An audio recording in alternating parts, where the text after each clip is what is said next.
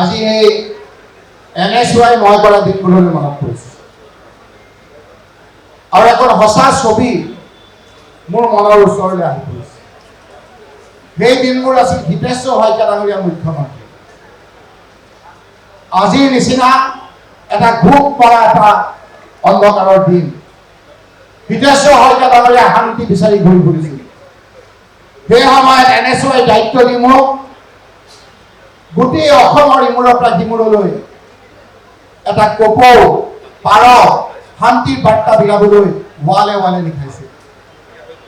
সেই সময়ত আমি NSY যেতিয়া গুৱাহাটী বিশ্ববিদ্যালয়ত এটা পাৰৰে এখন হাতেৰে আমি যেতিয়া শান্তিৰ প্ৰতীক হিতেশ্বৰ শইকীয়া বুলি আমি লিখিছিলোঁ, তেতিয়া আমাক ভাবিছিল সকলোৱে যে NSY আকৌ কেনেকৈ আপোনাৰ বিশ্ববিদ্যালয়ত গুৱাহাটীত প্ৰৱেশ কৰিব।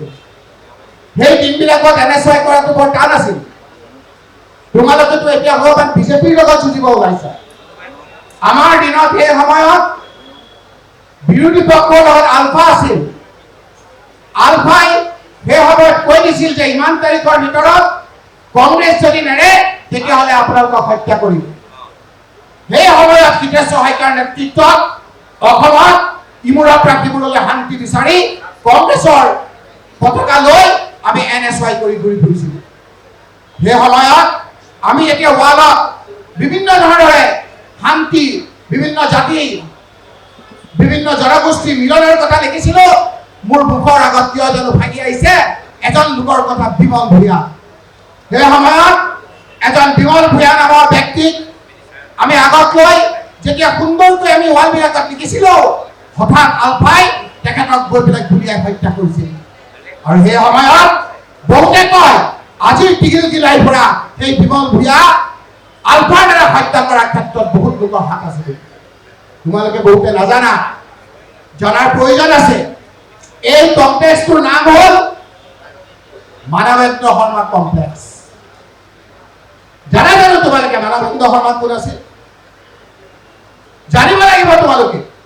আজিৰ তাৰিখত অন্যতম এটা এই গুৰুত্বপূৰ্ণ কথা। মানৱেন্দ্ৰ শৰ্মা কোন আছিল জানা? তেখেত এজন সম্ভ্ৰান্ত পৰিয়ালৰ ব্যক্তি আছিল। যি সময়ত আলফাই কংগ্ৰেছ এৰিবৰ কাৰণে বিভিন্ন ধৰণে ধমকি দিছিল, তেওঁ ভাবিছিল মুখটো কোনে মাৰিব? মই উজান বজাৰত থাকো, মইতো কাৰো অন্যায় কৰা নাই, মই সকলোৰে লগত মিলা প্ৰীতিৰে থাকো।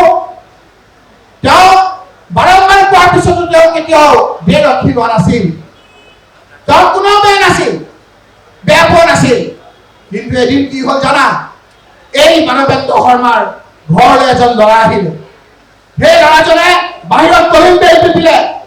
কলিং বেল টিপাৰ পিছত মানৱেন্দ্ৰ শৰ্মা ডাঙৰীয়াৰ সহধৰ্মিনী বাহিৰৰ পৰা ওলাই, ভিতৰৰ পৰা ওলাই আহি ক'লে যে তেখেতটো নাই। বোলে তেখেত ক'লে গ'ল? বোলে উজান বজাৰত মোনা লৈ পেলাই বজাৰ কৰিবলৈ গ'ল। সেই মোনা লৈ বজাৰ কৰাৰ পাছত ঠিক আধা ঘণ্টা 45 মিনিট পিছত অসমত এটা ঘটনা হ'ল, যি ঘটনাৰ কাৰণে সেই আলফা, যি আলফাক বহু মৰমেৰে মই বিদ্যাহীনভাৱে কৈছোঁ, বিদ্যাহীনভাৱে কৈছোঁ যে অসমৰ বহুতে আলফাক সমৰ্থন কৰিছিল।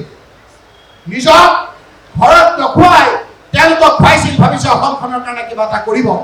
যিদিনা মানৱেন্দ্ৰ শৰ্মাক উজান বজাৰত এটা মোনা লৈ লাও, আলু আৰু কিছুমান ঘৰত লাগতিয়াল বস্তু লৈ আহি থকা অৱস্থাত বুকুত গুলি মাৰি যেতিয়া হত্যা কৰিছিল, যেতিয়া মানৱেন্দ্ৰ শৰ্মা তেজ লাগি সেই উজান বজাৰত পৰি আছিল, সেই দিনৰ পৰা আলফাৰ পতন আহিছিল আৰু আলফাক অসমৰ বাবে বেয়া পোৱা আৰম্ভ হৈছিল। আজি মাত্ৰ মই এইখিনিকে তোমালোকক কলো, এই মানৱেন্দ্ৰ শৰ্মাক কোনে মাৰিছিল? এই মানৱেন্দ্ৰ হত্যা কেতিয়া হৈছিল? এই মানৱেন্দ্ৰ শৰ্মা ডাঙৰীয়াৰ পৰৱৰ্তী সময়ত কি হ'ল? এই কথাখিনি আমি বিভিন্ন সময়ত তোমালোকে জানাৰ প্ৰয়োজন আছে। আজিকালি সংবিধান যেতিয়া আমাৰ প্ৰস্তুত কৰিছিল, তেতিয়া কৈছিল যে কিছুমান ক্ৰাইমৰ শাস্তি আছে। চুৰ কৰিলে এটা ক্ৰাইম, সেই ক্ৰাইমত ইমান শাস্তি। ডকাইতি কৰিলে এটা ক্ৰাইম, তাৰ ইমান শাস্তি। মানুহক হত্যা কৰিলে এটা ক্ৰাইম, ইমান আপোনাৰ শাস্তি। যেতিয়া হত্যা কৰা লোকসকলে টিঘিলঘিলাই ঘূৰি ফুৰে, কোনো যেতিয়া শাস্তি নহয়, তেওঁ আৰু গুনাই এনেধৰণৰ কৰিবৰ কাৰণে তেওঁ আৰু কেৰেক নকৰে।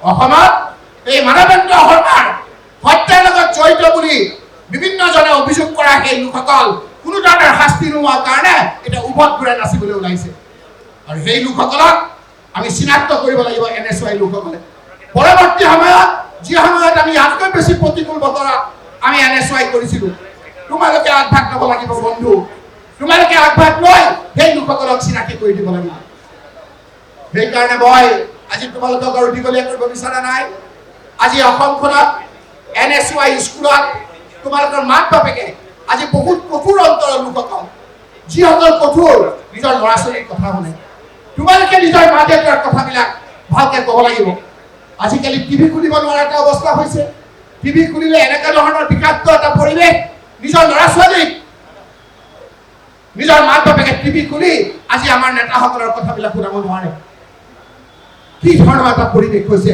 সেই পৰিৱেশত আমি আজি তোমালোকে NSY কৰিবলৈ আহিছা আজি কৌশিকে আজি দায়িত্ব পাইছে আহা আমি সকলোৱে বল যে আলফাই আমাক বল নোৱাৰিলে আমাক চালফাই বলে পাৰিব নেকি কোৱাচোন তোমালোকে কথাখিনি বুজি পাইছানে গতিকে আমি হাতত হাত ধৰি আগবাঢ়ি যাব লাগিব এই হিমন্ত বিশ্ব শৰ্মাই মুখ্যমন্ত্ৰী হৈ থাকি এতিয়া কাক দুখ দিয়া নাই উজলিলে যোৱা আহোম সম্প্ৰদায়ৰ লোকসকলে তেওঁৰ প্ৰতি ক্ষুণ্ণ আজি তোমালোকে যোৱা যে চুতীয়া সম্প্ৰদায়ৰ লোকসকল তেওঁলোকৰ ক্ষুণ্ণ মৰাণ মটক লোকসকল তেওঁৰ ক্ষুণ্ণ মই আজি নামনিৰ পৰা আহিছোঁ কোচ ৰাজবংশী লোকসকল ক্ষুণ্ণ তেওঁলোকে 6 জনগোষ্ঠী দিম বুলি কৈছিল নিদিলে আজি বঙালী সম্প্ৰদায়ৰ লোকসকলে কৈ আছে যে আমি বিজেপিক কিমান ভোট দিছিলোঁ আজি গুৱাহাটীলৈ আহিলে দিছপুৰলৈ আহিলে এজন আমাৰ মন্ত্ৰী নাই ব্ৰহ্মপুত্ৰ ভেলীত যে আমি নিজৰ এজন মন্ত্ৰী পাম সকলো জাতি জনগোষ্ঠীৰ মাজত যেতিয়া এটা অবিশ্বাসৰ ভাৱ সৃষ্টি হৈছে যেতিয়া মুখ্যমন্ত্ৰী ডাঙৰীয়াই তেওঁৰ ইণ্টেলিজেন্সৰ যোগেদি গম পাইছে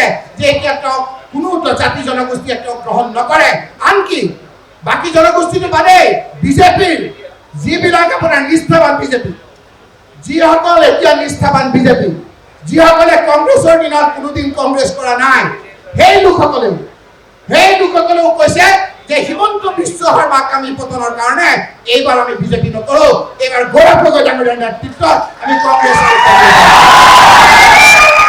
এই বতৰটোত আজি আমি সকলো ঐক্যবদ্ধ হৈ থাকিব লাগিব কিন্তু আমি নিজকো অলপ চিনাকি দিব লাগিব হিমন্ত বিশ্ব শৰ্মাই কথাই প্ৰতি কয় যে কংগ্ৰেছত আমাৰ CID আছে ফিক্সড ডিপজিট আছে কয় নহয় এই ফিক্সড ডিপজিট বিলাকক আমি চিনাক্ত কৰিব লাগিব আজিৰ তাৰিখত যদি হিমন্ত বিশ্ব শৰ্মাৰ লগত কোনোবাই ফটো তুলি আপলোড কৰে কংগ্ৰেছক সমালোচনা কৰি যদি কোনোবাই আপোনাৰ প্ৰচাৰ কৰে আকৌ যদি আমাৰ বৰঘৰত আহিব সেই লোকসকলক চিনাক্ত কৰিব লাগিব সেই লোকসকলক চিনাক্ত কৰি প্ৰথমে লাগিব তোমালোকে আমাৰ মাজত থাকি যাতে আমাৰ বুকুত কামুৰিব নোৱাৰা আজি মাত্ৰ এইখিনিকে ক'লো তোমালোকৰ সকলোকে মই শুভেচ্ছা জনাইছোঁ আদৰণি জনাইছোঁ স্বাগতম জনাইছোঁ আমি সকলোৱে হাতত হাত ধৰি ইয়ুথ কংগ্ৰেছ NSY মহিলা কংগ্ৰেছ সেৱা দল সকলো আমাৰ ডিপাৰ্টমেণ্ট আজি আমাৰ গৌৰৱ গগৈ নেতৃত্বত সকলো একত্ৰিত হৈ আমি এটা বাতাবৰণ সৃষ্টি কৰিম যিমান হিমন্ত বিশ্ব শৰ্মাই অসমখনত বিভেদৰ বেছি দিব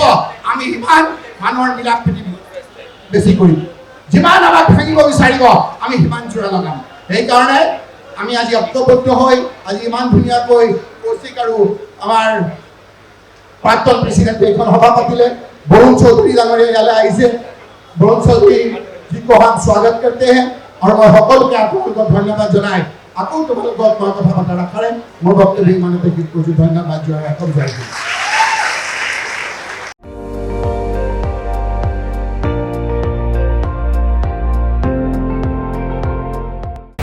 আপুনি চাই আছে ND24 সৰ্বশ্ৰেষ্ঠ নহয় সৰ্বোত্তমৰ দৌৰ